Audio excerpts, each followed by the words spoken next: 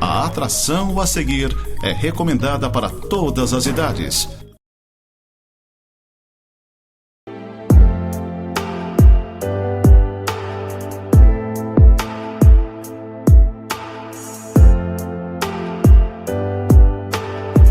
Olá, gente amada, gente querida, que a graça do nosso Senhor Jesus Cristo esteja com você, em meio à sua casa, em meio à sua família.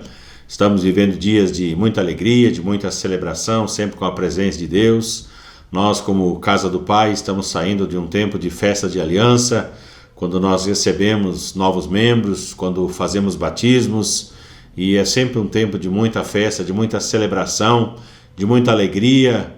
E eu quero deixar esse registro e partindo logo em seguida para compartilhar a palavra do Senhor com você, a partir do Evangelho de João capítulo 15, quando nós lemos a partir do verso 13, ninguém tem maior amor do que este, de dar alguém a própria vida em favor dos seus amigos. Guarde isso, em favor dos seus amigos.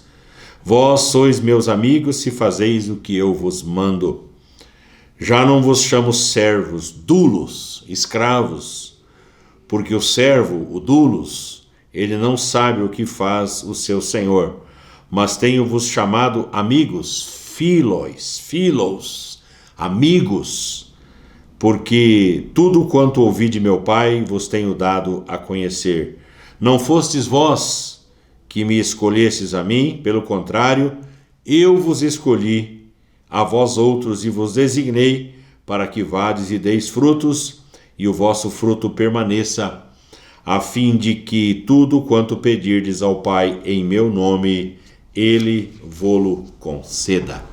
Eu creio que seja um dos textos mais conhecidos que nós temos nas Escrituras Sagradas, onde Jesus estava ensinando sobre a videira e os ramos. Ele, naturalmente, seria a videira, os discípulos, consequentemente, os ramos. Quem não estivesse ligado a ele seria cortado, e talvez essa teria sido a parte mais dura da perícope, a parte mais dura do texto. Não ligado a Cristo, não permanecendo ligado a ele, seria devidamente cortado e jogado ao fogo. No verso 8, que nós não lemos, o Senhor Jesus ele disse: nisto é glorificado meu Pai, em que deis muito fruto, e assim vos tornareis meus discípulos. Jesus ele entra aqui numa área que nós pouco trabalhamos. Ele vai trabalhar aqui que o discipulado, antes de tudo e acima de tudo, é uma relação de amizade. Eu sempre preguei e ensinei, e esse é um equívoco que eu tenho que corrigir, que o discipulado seria o estudo das Escrituras, que o discipulado seria você passar uma lição, você sentar com o seu discípulo, trabalhar alguns temas com eles. E eu não estou dizendo que isso está errado, que isso é descartável. Eu já tenho escrito mais de 20 volumes só para discipulado. Então os temas estão aí, os textos estão aí e eles devem ser estudados. Mas o que Jesus nesse texto nos chama a atenção, e o ápice, vamos dizer assim, dessa perícope do Evangelho de João capítulo 15, seria o discipulado como uma relação de amizade. E isso eu falei domingo com a igreja. Muitas vezes nós estamos tão preocupados em empurrar conteúdo nas pessoas que nós esquecemos de andar junto com elas. Quando nós andamos com a pessoa, nós passamos a conhecer verdadeiramente como ela é. Nós passamos a conhecer o seu estilo de vida, a forma como vive dentro de casa, a forma como trata a esposa, marido, filhos, a forma como trabalha na sociedade, a forma como se apresenta. E Jesus trabalhou essa questão dessa relação de amizade. Ele foi tão radical no texto que ele disse no verso 15: eu não vos chamo de servos, de doulos, de escravos, mas eu vos chamo de amigos. Então o discipulado, consequentemente, é uma relação de amizade. Eu falei na igreja há dias atrás que servos obedecem, mas amigos se relacionam. Servos obedecem, amigos se relacionam. Isso é algo que nós temos que colocar no nosso coração. Os amigos, eles servem sem a necessidade de uma ordem. O texto diz que Jesus nos escolheu para sermos filhos. Isso está lá no Evangelho de João, no primeiro capítulo, no verso 12. Uma relação de filho. Nos escolheu para sermos filhos. E depois, ele nos designou para darmos frutos. Então, preste atenção aqui. A primeira questão, e isso é o principal, é a designação não para frutos, mas a designação para filhos. Ele nos escolheu para uma relação filial, ele nos escolheu para uma relação de pai e filho. E depois, para que nós venhamos a produzir no reino. Muitas vezes as pessoas chegam para a igreja, e isso acontece seguido, elas falam assim: pastor, eu vim aqui para trabalhar, e eu quero trabalhar no reino, eu quero fazer, eu quero ministério, eu quero algo para fazer na igreja, ou a partir da igreja. E aí, eu pergunto para a pessoa, tá, você já passou pelo discipulado, você foi discipulado por alguém, você já caminhou com alguém, você se submete aos preceitos e aos princípios da Bíblia Sagrada? E a pessoa fala, não, mas então você quer começar pelo caminho errado. Você tem que começar se submetendo aos princípios e aos preceitos. Você tem que começar entendendo aquilo que o Senhor Jesus ensinou, para depois você querer passar isso para os outros, porque senão se torna uma relação farisaica. Ou seja, eu vou fazer com os outros aquilo que eu não fiz, ou vou tentar fazer com os outros aquilo pelo qual eu não passei. Então nós temos que entender, primeiro vem a escolha de andar com Jesus, a escolha de caminhar com Jesus, e depois vem a designação para darmos frutos, e esse fruto então há de permanecer para a eternidade. Tudo que nós plantamos aqui, tudo que nós fazemos aqui, na vida de alguém, vai permanecer por toda a eternidade. Tudo que nós fazemos no reino é consequência do nosso relacionamento de amizade com o Senhor. Presta atenção nessa frase. Tudo que nós fazemos no reino é consequência da nossa relação de amizade com o Senhor Jesus. A amizade, evidentemente que ela vai nos conduzir a um compromisso de fé. E talvez um dos primeiros compromissos de fé que nós venhamos a enfrentar ou desfrutar seria o compromisso da renúncia. É algo muito complicado a gente trabalhar isso. Por exemplo, a maioria das pessoas deseja a satisfação dos seus próprios interesses e planos e propósitos. A maioria das pessoas gostaria que o seu eu fosse satisfeito. E nós temos que entender que para que tenhamos uma relação de discipulado coerente, nós precisamos aprender a renunciar ao nosso próprio eu. E talvez seja a área mais difícil e mais complicada. As pessoas, antes de entrar num compromisso, vamos dizer assim, de discipulado, precisam aprender a abandonar a sua carnalidade, os seus desejos pecaminosos, né? Às vezes muito latentes, muito fortes, né? Visíveis, palpáveis. Não quero entrar aqui em detalhes porque não é esse o meu objetivo, mas muitas vezes a carnalidade ela é tão latente, e essa carnalidade ela precisa ser mortificada para que o Senhor Jesus ele possa ser visto de uma forma magnífica e maravilhosa na nossa vida.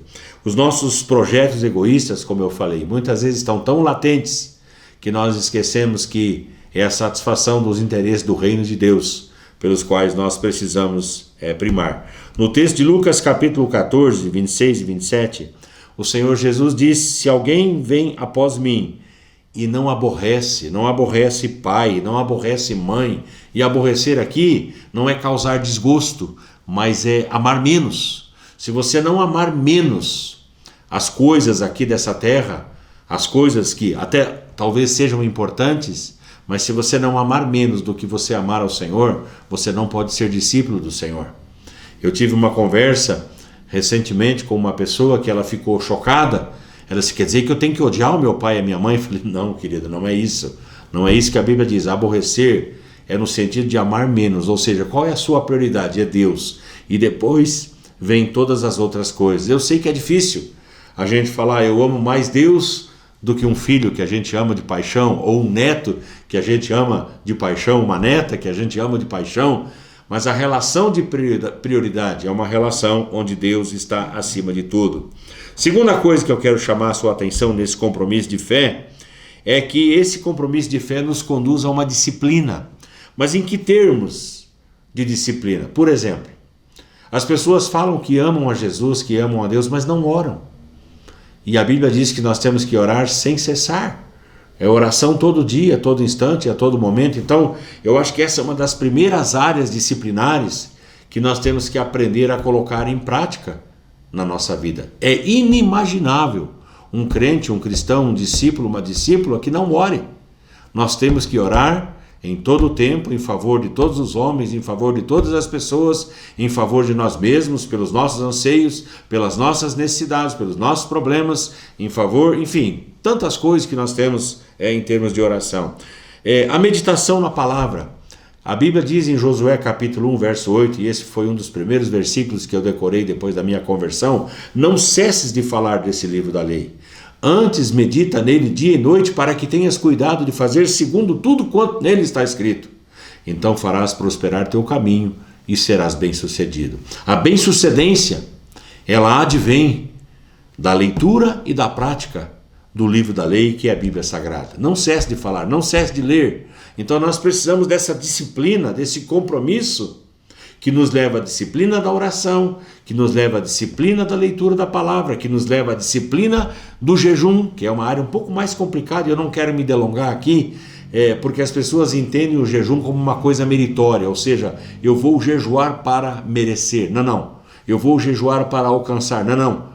Você jejua para manter o corpo em disciplina, para ter mais tempo para se consagrar na leitura da palavra e se consagrar em oração, para que Deus continue sendo Deus e por sua graça e misericórdia Ele possa abrir as janelas e as portas dos céus e derramar sobre você bênçãos sem medida. Vamos falar da busca pelo Espírito Santo. A Bíblia diz em Efésios 5,18 que nós não devemos nos embriagar com vinho, no qual há dissolução, mas devemos nos encher do Espírito Santo. E essa é a grande questão. Quantos hoje verdadeiramente ainda buscam o enchimento com o Espírito Santo depois do batismo com o Espírito Santo? Não vou entrar aqui nessa questão dos batismos, mas uma coisa é o batismo nas águas, outra coisa é o batismo com o Espírito Santo, e outra coisa é o enchimento diário e constante depois de ter sido batizado com o Espírito Santo. Nós precisamos dessa disciplina de buscar fervorosamente o enchimento constante e diário com o Espírito Santo. Falamos da comunhão, Hebreus 11, 25, não deixemos de congregar-nos como é costume de alguns, antes façamos admoestações e tanto mais quanto vedes que o dia se aproxima. O texto aqui nos fala de não deixar de nos reunirmos. Tem crente, tem cristão muito relaxado. Vai na igreja, vai na casa do Pai, vai na casa do Senhor lá de vez em quando, especialmente quando as coisas apertam. E o texto diz que nós não devemos deixar de nos congregar. Sempre que tivermos oportunidade, nós devemos estar nos reunindo em nome do Pai, do Filho e do Espírito Santo, para que a glória do Senhor venha e permaneça, para que sejamos trabalhados, moldados em várias áreas da nossa vida e possamos nos tornar conformes à imagem do próprio Senhor Jesus. É esse o objetivo de nós estarmos na casa do Pai, na casa do Senhor, ouvindo a palavra, nos reunindo com irmãos que não são perfeitos, que são imperfeitos, mas que vão se tornando perfeitos à medida que vão caminhando com o Senhor Jesus, sendo lapidados, sendo trabalhados com o nosso relacionamento, né? À medida que nós estamos aqui lado a lado, caminhando um com o outro, nós vamos nos moldando e nos ajudando a sermos cada vez mais perfeitos e parecidos com o Senhor. Terceira coisa, o compromisso de fé em Jesus nos conduz à perseverança. Uau! É muito complicado falar sobre isso. Eu escuto seguidamente as pessoas chegarem para mim, e às vezes na igreja estou escutando os irmãos falando: eu estou cansado. Parece que há um cansaço quase que físico, corporal, espiritual, não sei nem como descrever isso, esse peso que muitas vezes vem sobre as pessoas e elas não sabem explicar a origem do seu cansaço. Cansaço. Tem gente que fala: eu estou cansado. Esses dias uma irmã, eu preciso rir porque foi muito cômico o negócio. Ela falou que ela estava tão cansada, querendo desistir da vida. Eu falei assim: então, irmã, vamos fazer o seguinte, você, por favor, não levante as suas mãos no culto, porque se levantar a mão, Deus vai puxar a senhora para cima. E ela deu risada E eu disse, mas é mais ou menos assim. Desistiu de viver? Não quer mais viver? Eu quero viver, eu quero trabalhar, eu quero produzir. Eu sempre prego e ensino na igreja que não existe aposentadoria no reino. Você até pode se aposentar pelo INSS e tomara que se aposente bem, tendo bastante dinheiro, bastante conforto para dar bens e bênção para sua família, mas no reino de Deus não tem aposentadoria. Você vai trabalhar até ficar gagá, até ficar capenga, até arrastar os chinelos, até arrastar os tamancos. Você vai continuar trabalhando no reino de Deus. Então não tem cansaço.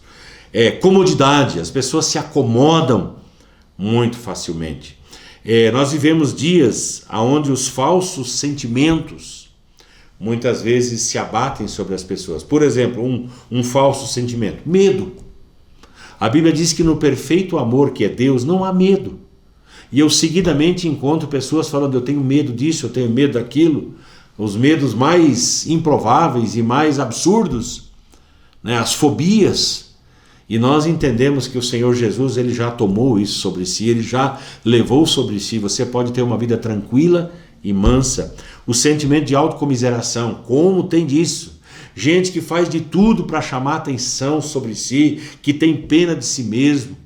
Então são sentimentos que nós temos que aprender a banir da nossa vida, a mandar embora, porque nós temos mas muito sentimento bom para a gente cultivar, como amor, como alegria, como a paz. Enfim, tem tanta coisa bacana que nós podemos estar construindo no nosso dia a dia. Por quê?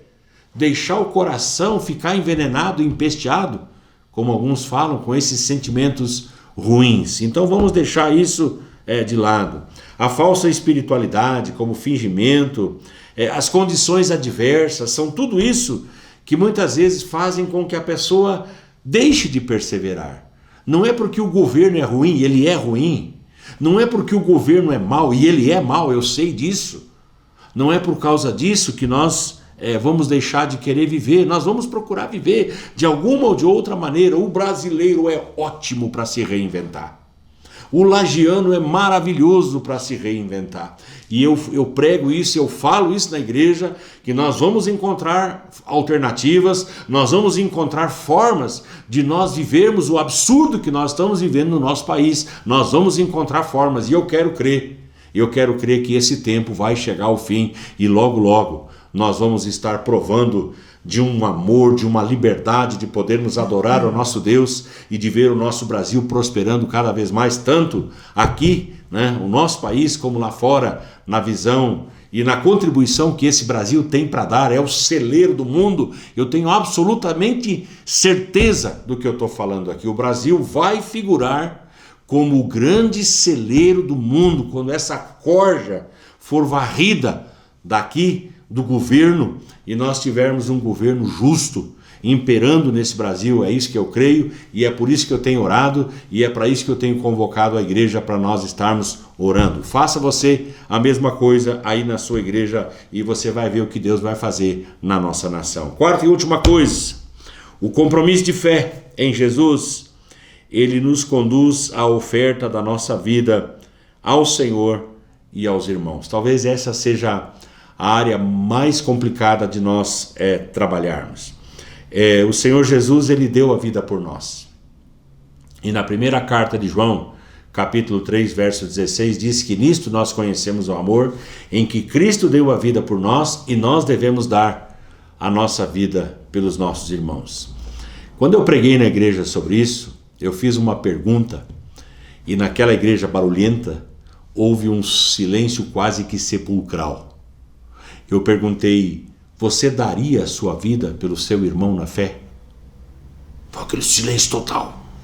Não, eu daria a minha vida pelo meu pai, eu daria a minha vida pelo meu irmão, eu daria a minha vida por um filho, mas eu daria a vida por um irmão na fé? O Senhor Jesus, ele nos ensinou que ele deu a sua vida por amor a nós, e nós vamos conhecer o amor ágape, o amor genuíno, quando nós dermos a nossa vida por nossos irmãos. Uau! Quanta dificuldade nós temos em algumas áreas da palavra. Quanta dificuldade nós temos em entender os princípios da Bíblia Sagrada. Hoje, o que se prega em muitas igrejas é bênção para todo lado. É carro novo, é casa nova, é isso, é aquilo, é só coisas.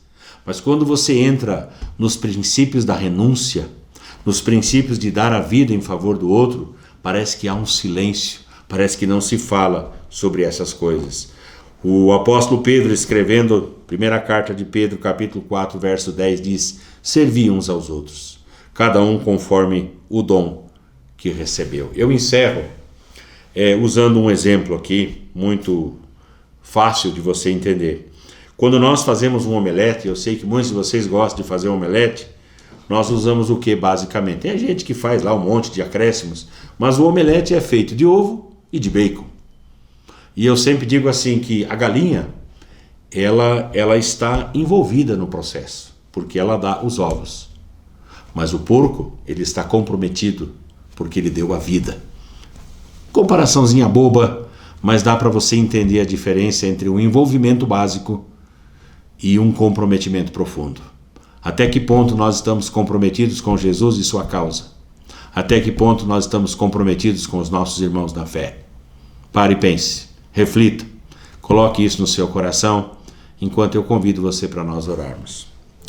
Pai amado, nós ouvimos aqui princípios sobre renúncia, princípios sobre disciplina, princípios sobre perseverança, princípios sobre ofertar a vida a serviço do Senhor e a sua causa, o seu reino. São princípios difíceis de serem vividos, vivenciados, mas não impossíveis, porque nós temos a presença e a ajuda do Teu Espírito Santo. E é por isso que eu oro, para que Ele nos ajude a viver esses princípios tão elementares, tão fundamentais da Tua Palavra. Não queremos entrar no oba-oba, mas queremos crer que o Senhor tem algo especial a fazer em nossa vida e por meio da nossa vida nesse nosso Brasil que nós tanto amamos. Tem misericórdia da Tua igreja e ajuda a Tua igreja a acertar, a convergir para esses princípios básicos e elementares da fé cristã, Senhor. Eu oro por essa casa, eu oro por essa família, pedindo a Tua bênção, a Tua interferência, e que esses princípios pregados e ensinados possam permanecer em cada coração. Faço isso em nome de Jesus. Amém e amém. Gente amada, gente querida, fiquem todos debaixo da graça e do amor do Senhor.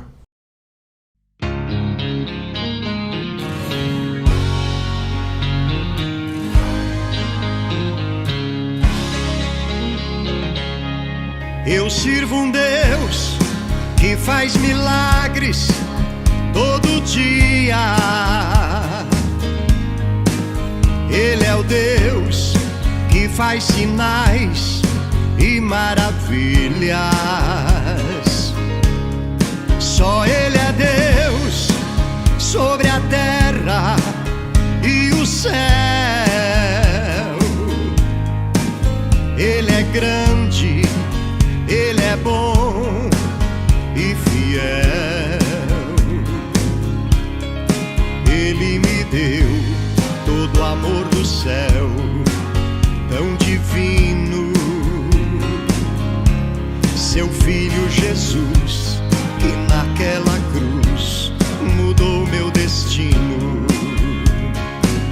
Quando eu pensei estar só, não estava, porque o meu Deus me acompanhava.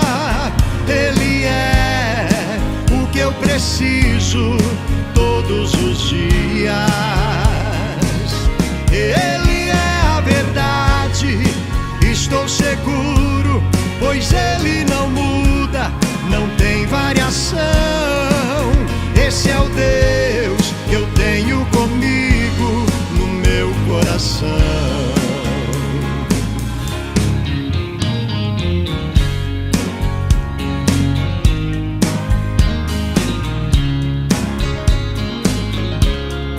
Eu sirvo um Deus que faz milagres todo dia. Ele é o Deus que faz sinais e maravilhas. Só Ele é Deus sobre a terra e o céu. Ele é grande, Ele é bom e fiel. Ele me deu todo o amor do céu,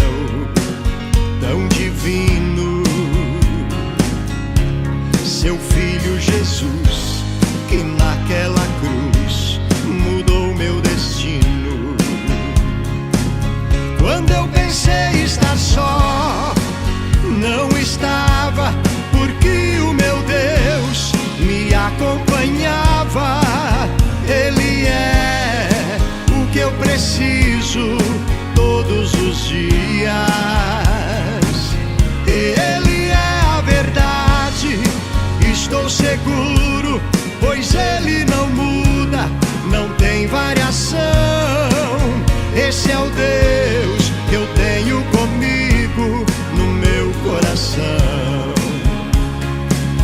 Quando eu pensei estar só, não estava, porque o meu Deus me acompanhava. Ele é o que eu preciso todos os dias. Ele é a verdade, estou seguro, pois Ele não muda, não tem variação. Esse é o Deus que eu tenho comigo no meu coração. Esse é o Deus que eu tenho comigo no meu